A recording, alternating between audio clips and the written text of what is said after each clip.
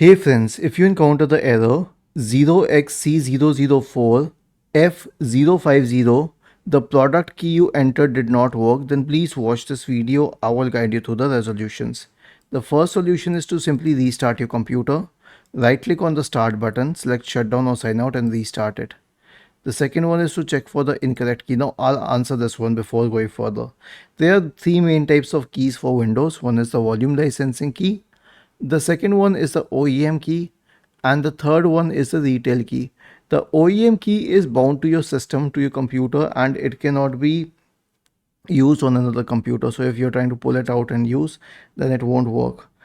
As for the retail key, it can work on any computer, but I guess it works on one computer at a time, because that's the reason it is a retail key. So if it is working on another computer, it won't work on your computer. And the third one is the volume licensing key, which is supposed to be tied with an organization. So if you're part of an organization, then please contact the head of the organization for it. Was this helpful? If yes, then yeah, by the way, there's another solution to run the activation troubleshooter. So whenever you get this issue, you will notice that there's a troubleshoot symbol here. You can click on it and activate uh, your license. Thank you for watching this video and have a nice day.